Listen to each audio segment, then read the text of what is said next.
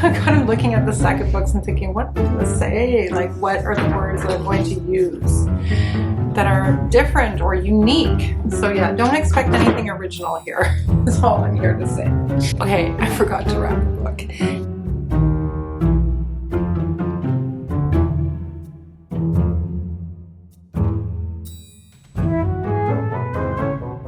Hi everyone, it's me, Jess. I'm here to do a May-June wrap-up video. I seem to remember that I had the same problem last year where I kind of choked a little bit. I think I did a April, May, June wrap-up. Yeah, last year because I kind of just choked a bit. You know, I've seen a couple of booktubers say they're taking breaks. I do think that it can get tiring. I don't know. So over the course of May and June, I read 8 books only. I think this just has to do with the fact that I was traveling and kind of just busy in general and feeling a little demotivated around reading. I just have been having the experience where I'll read a book and I'm not retaining any information about the book. Like, I don't remember the characters and I don't remember where we are in the plot, and a character, I mean, I'm in the middle of reading a book right now and a character was just mentioned and I'm like, who is that? Wait, where did that character come from? So yeah, I'm having a bit of brain fog. I don't know if it's the heat. I don't know if it's summer or what the situation is. Maybe it's just me. Anyway. Enough about that. Let's get into some of the books and my opinions about them. Okay,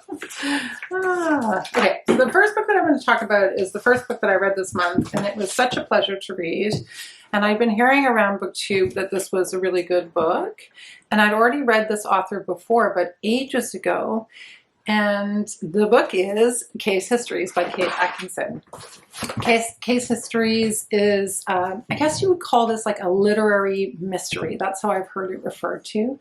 And it's the first in a series, which is très exciting because that means that I get to read more in the series. This book, this mystery, introduces us to the detective who's going to be in all of the books in the series. His name is Jackson Brodie. And he is a lovable character, I will say. We get a lot of his life. He's divorced and recently his wife has left him for another man. And so he has his daughter Marley and she has a new husband and she's planning to take his daughter to New Zealand. So already you're hooked into his personal life and what's going to happen there. But he also picks up 3 old cold cases. One is about a young girl named Olivia who disappeared a long time ago, and her 3 sisters find her plush, I think it's a plush bunny, in their father Victor's desk after he dies. So that makes the father a bit suspect. And then another case is about a man's daughter who was killed at his law office, seemingly randomly, but as we find out, not so randomly. And then the third is about a woman who goes completely insane after having her baby and kills her husband with an axe. So it was great, can I just say? It was good times. It was good, fun stuff in here. And I'm pretty stoked to read the next one in the series. I'm sure they're not maybe as good. I've heard Big Sky is really good, which I think is like the 5th in the series. But I think that this would be a really good gift if you have anyone in your family who likes mysteries. This would be a really, really good gift. I'm gonna perhaps give it, I think, this Christmas. I think it's gonna be my go-to this Christmas. Or birthdays. If you have friends who have birthdays and you don't know what to give them, I always give books.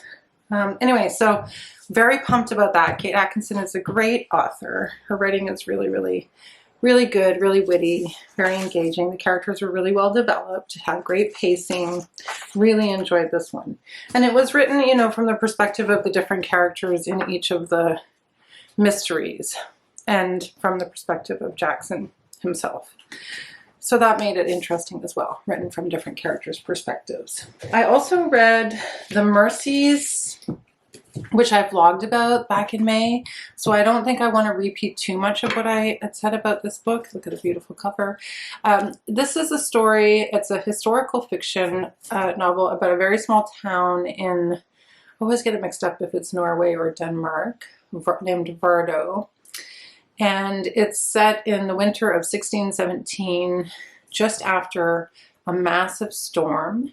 And the storm wipes out most of the men in this community because they're all fishermen and they're out fishing. And it is a story about what happens when the women are left in the town to sort of fend for themselves, and how that is not something that is accepted. So the church and the government send in their representatives to the town to put the women in check, so to speak. But actually, they are treating the women with their independence, their pant wearing, and they're going out fishing on their own and fending for themselves. They are treating them as if they're sorcerers and as if they're witches. So a lot of them are persecuted for being independent. And it's just a really great book. I really enjoyed it. I really enjoyed the characters, and I talked a lot about it in my vlog. So I'll put a link up in the cards and you can check it out if you want to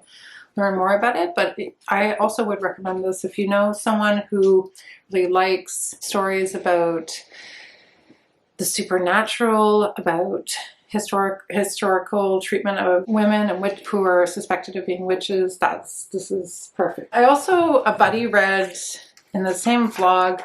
I started reading my French book, which I'm still reading, so I won't say anything on that. But I also read A Strange Weather in Tokyo by Hiromi Kawakami, which I buddy read with Scott from Gunpowder Fiction and Plot. Hi, Scott! It was really fun to do that, actually. I think there's a lot of that goes on BookTube. There are a lot of book clubs and there's a lot of buddy reading, so I think I'm okay with doing it somewhat infrequently, but it was really fun to do this with Scott. So this is a story of Tsukiko, who's a 38-year-old woman living alone. There's something super surreal about the story that I really appreciated. There were scenes that she would describe that really felt like she was dreaming, and then as if she would wake up from a dream. It had this very dreamlike quality to it, which I talk about in the vlog. But it's about her life as this young woman, but someone who's alone, who hasn't married, who isn't particularly career driven either. She sort of seems aimless, and she meets up with her former teacher at the local bar, who she refers to throughout the book as Sensei. And they strike up a friendship initially, and that friendship evolves into a romantic relationship. And I just really enjoyed this book. I thought it had something to say about relationships between, I guess, on the one hand, a young woman and an older man, and how that works in, like, there was a lot of exploration of Japanese culture. Interesting. I kept having the sense, and I said this in the vlog, that I was missing something. Like, I had to look up all these different references because I felt like I wanted to learn more about the references and therefore learn more about Japanese culture, which is always a plus for me. I think, it was a really lovely story about loneliness and a romance between two people who feel like they're a little bit on the periphery of society, that they don't really fit into the stereotypical molds that have been established. They just don't belong in those molds. And I think most people don't, right? So I think it's something that a lot of people could relate to. It was a really nice surprise. I really enjoyed this read. And it's very funny in parts as well. So those two, all those three books, I guess I should continue to talk about the books that I enjoyed and talk about my disappointment last. Yes? Okay. So yeah, I had a pretty good couple of reading months, despite the fact that I didn't read all that much. The next book I'm going to talk about is Nightbitch. Okay, so I came across this in our local mini library, which was quite the score. And I have to say, I was going by that little mini library the other day, and I keep finding really great finds in that little mini library. Like, I found Buddy there, which I'm so happy about because I passed my copy on to a friend. So now I have a copy. Yay! And I think I just found a copy of, I found a copy of Pachenko in there. It's a great little book box. I'm not telling any of y'all where it is. So this, see, I normally wouldn't buy a hard copy like this, but anyway, This I thought was something, I thought this was going to be a book that I was not going to like at all, but since I found it in the book box and since I had a prompt in the May the Force Read With You readathon to read something shocking, I thought this was a good pick. It wasn't my original pick, so it was a replacement, but it's the story of a woman who, as a way of coping, well, you could say, is presented as a way of coping with her experience of being a new mother and being sleep deprived and being, well, I'll get to the themes in a minute, but the story is that she turns gradually into a dog.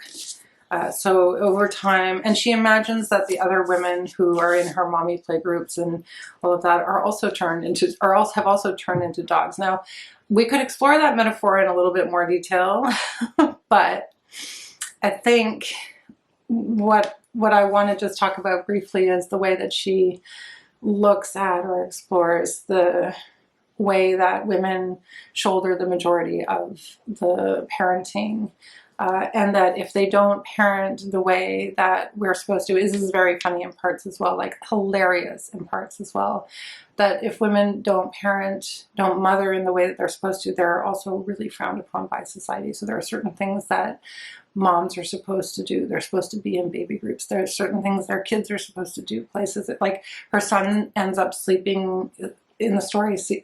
He also is pretending to be a dog as she's becoming a dog, and he sleeps in the kennel, and that's not supposed to be a bad thing, but he's sleeping well at night because he's sleeping in this kennel. So anyway, I'm rambling a little bit, but this book really surprised me, and I really enjoyed it. I thought it was really, really good. I mean, she takes the metaphor, she takes the transformation to its fullest end. But it's really interesting because the character who turns into the dog, I think she's nameless. Is she nameless? She is an artist, and she's an artist who isn't able to pursue her art ambitions because of the responsibility of being a mother. And there's a lot of conversation about that, about how are you supposed to pursue your own ambitions as well as mother when your child is very young, all of those themes, but explored in a new way. So here's an excerpt that I'll share with you. Since happiness was a choice, already you can see the commentary on society, right? Since happiness was a choice, today she chose motherhood. Today she chose art. Today she would beautifully merge the two, and in doing so find happiness. She loved her positive outlook. She would be present to the child all morning. She wouldn't look at her phone. She would be filled with inspiration by his play. And then at nap time, she would put out all her old art stuff and get inspired, start working on something new. That she didn't have a project in mind, that she hadn't been inspired for years, that she feared opening the closet where she had stashed former projects, old supplies. All that was silly. She just needed to have some confidence, believe in herself, make the time.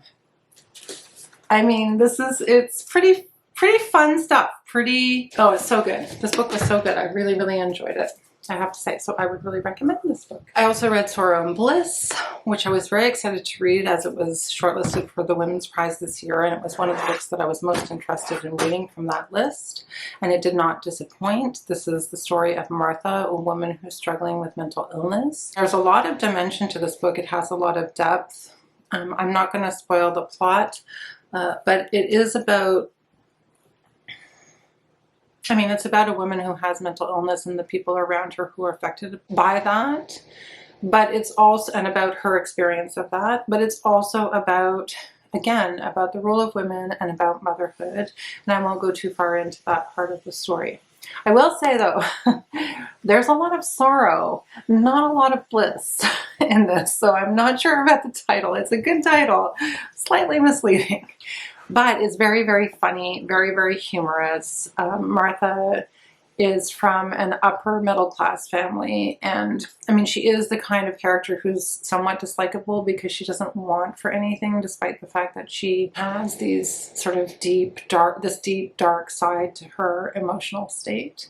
But it does stop her from being able to function well And it does cause problems for her in her relationships, and in particular her relationship with her husband Patrick, which is the most explored relationship, I think, in the book. Although she does have, there is an exploration of her relationship with her parents and with her sister. So I would recommend this book. There are parts of this book where I was left wanting more, or wanting like the threads to be pulled together, which I do like. I am the kind of person who likes that in a book, and they weren't. And there were times where I felt like it was a bit of like a slog to get through. And I think that that was probably done on purpose to help us to feel a little bit the way the main character felt. I could be wrong, but I think that could have been it. The humor really helped to move it along, but I did find in parts where I wasn't sure. It was a bit meandering in parts in terms of where it was going. Just my opinion. But I really enjoyed it. I think it has interesting things to say. It's interesting, her mental illness, when she's finally diagnosed, and it takes a really long time for her to get diagnosed, is unnamed. And that I thought was a really interesting choice.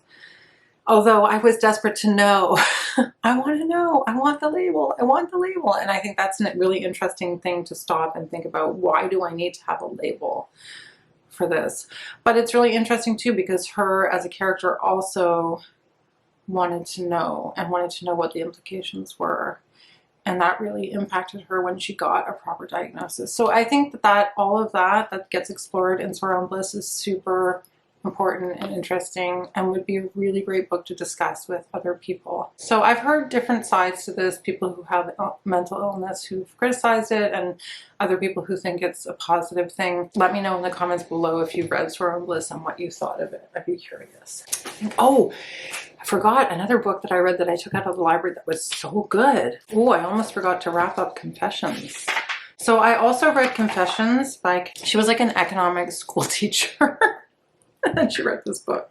So this is a Japanese translation. It's a pretty famous psychological thriller in Japan, and there's been a film that's been made out of it. So this book blew my mind. Just blew my mind. And if you like psychological thrillers, then I highly recommend it. It's the perfect example of this quiet, like there's no jump scares in this book. It's just a quiet, creepy, horrifying story. The story is about a young woman who is, it's a young woman named Mariguchi who is a middle school teacher whose young 4-year-old daughter was murdered. She drowned, and everyone thought it was an accident, or it was set up for everybody to believe that it was an accident, but the opening scene of the book is her confronting her class and saying, I know that the killers, my daughter's killers, are in this classroom right now, and I'm going to get my revenge on you. So that's how the book opens. That's how the story opens. Then the remainder of the story is all about her revenge plot. So I don't want to give anything away, but this is just, it's written from the perspective of the different characters. So there's 2 children that she thinks are the killers in her classroom. So it's written from each of their perspectives. It's written from the perspective of the other kids in the class. So all of this to say that it was really interesting, because there was a moment in this book where Crime and Punishment was referenced. And also when I read Bullet Train, back when I read Bullet Train, they also referenced Crime and Punishment. So there seems to be a lot of influence of Dostoevsky on these books, which I think is really interesting. But there's a suggestion also in Bullet Train and in this book, because the character Prince in Bullet Train is so evil, and these boys are pretty evil. So it's a suggestion that middle school boys are very, very, very bad and dangerous, which I don't know if that's fair. And then the question about, is this because they're bad, or is it because the parents are bad, or society's bad? Like why do we have this problem with violence in middle school and high school boys? Big question. It doesn't really get answered in any of these books, but I thought it was an interesting common thread that I've seen with Japanese thrillers. I could try to spend a whole video trying to dissect that one, but if you get a chance to read it, let me know what you think. I'd be curious.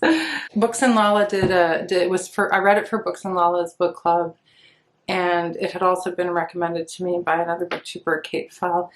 And I think they did a live show, so I'm sure the discussion on that live show is good if you want to check it out. And then my disappointment in my reading. Disappointment, yes, I'm being honest. I'm going to be brutally honest here. I know people are going to be in disagreement, and that's okay.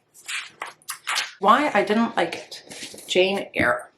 Okay, so we went to the Bronte parsonage, and I really wanted to read Jane Eyre because everybody loves Jane Eyre, and people talk so much about Rochester and Jane and these characters and how much in love with them they are. And so I really wanted to read it. I've read Wuthering Heights twice. Wuthering Heights has been a favorite of mine since I was in high school. And I thought, well, I can't really say Wuthering Heights is my favorite Bronte book if I don't read Jane Eyre at least. And I think I should probably read some of Anne Bronte's books. I've heard The Professor is really good too by Charlotte Bronte, but I haven't read it yet. So I'm still going to read some of the other books. It's not that I didn't think that Jane Eyre was horrible, but yeah, I wasn't as excited about it as everybody is, or most people are. So I found the story to be ridiculous. She really, okay, so for the first part of the book, the first part where she's orphaned and she's in the school, I really enjoyed it. I was like, this is going to be such a good book. I'm so excited. This is so good. It's so well written. I love the writing. I love where we're going. And then when she went to Rochester's estate, Thornfield, the book really lost me at that point. I thought I didn't like the character of Rochester at all. I thought he was rude. I thought his expectations were completely unrealistic. And I didn't know why I was supposed to like him so much. And then he dressed up as this fortune teller and he deceived her. And that's when I just started to feel like, what is going on with this book? Like, it's really taking a turn that I don't like. And then after that, when she went to her cousins, it became really long. I felt like, I really felt like I knew she was going to get back to Rochester. I knew what was going to happen. And it just seemed to take a really long time for us to get there. The big secret of the book, and I don't want to give anything away, is the most interesting part about the book. And I think that that's sort of sad. Like, to me, it was like the most interesting part was that reveal. And then, of course, my opinion of Rochester plummeted. But I think she's a really good writer. It's not a horrible book or anything like that. I just think it's incredibly long and descriptive in a way that I didn't appreciate. Like, Great Expectations is long and descriptive, but I love Great Expectations. So I'm not really sure. I don't know. It's like 500 pages. Somebody wrote on one of the reviews, it's like 500 pages of needlepoint, and that made me laugh. Because in a way, I really did feel like that was true. This book could have been 300 pages. That might have been a lot better. So I don't know I don't think this book wasn't serialized. So it's not like you had to do that because it was a serialized book. Anyway, I don't want to bash Jane Eyre. I don't want to bash Jane Eyre. It just wasn't for me. So yes, Wuthering Heights all the way, baby. I did say I read 8 books, and I did read 8 books. And I forgot, I keep knocking that. And I forgot to wrap China Room by Sunjeev Sahota. This is because I took it out of the library, and often when I take books out of the library, I'll forget about them, forget that I read them. So what do I want to say about the China Room? Oh, I loved it. I really, really enjoyed the China Room. Apparently, the story is based on his own family, or at least I've heard that, which maybe is why it makes it so good. And the picture has, like, at the end of the book, there's a picture of his great-grandmother cradling a baby, so it has the suggestion that it was inspired by that. Anyway, the China Room, the title, refers to this back building of a home in a village in Punjab, India, where the main character's grandmother, or maybe great-grandmother, lived and ended up and spent time with her kind of sister wives in this family because they're married into this family. There's this room where the 3 young brides would live, basically. And they would work there throughout the day, and the mother-in-law was the one who controlled the running of the house and the work of the wives.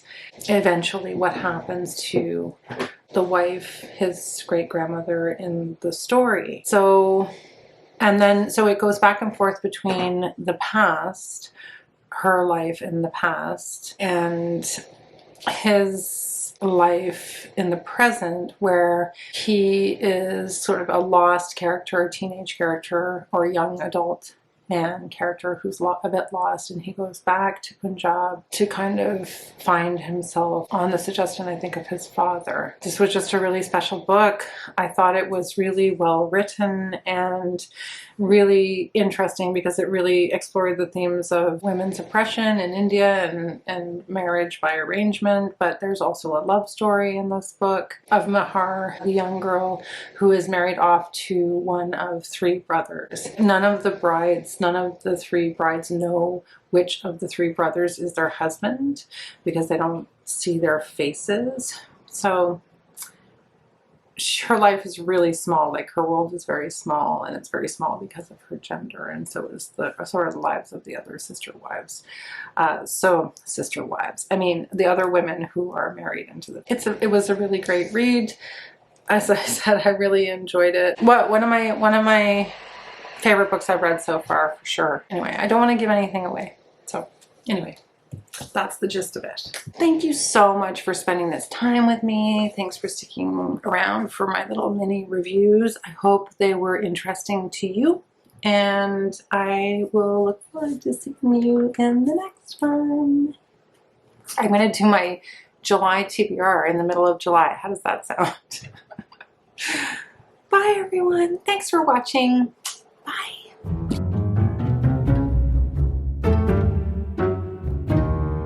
Her name is Maruguchi. I've written this down in my chicken scrawl is making it a little hard for me to read, so I hope I'm not messing up the characters' names, but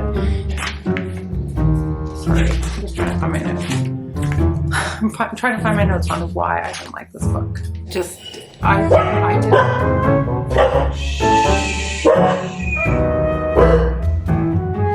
I forgot to talk about that one. I thought there weren't going to be any bloopers for this, but I guess there were bloopers.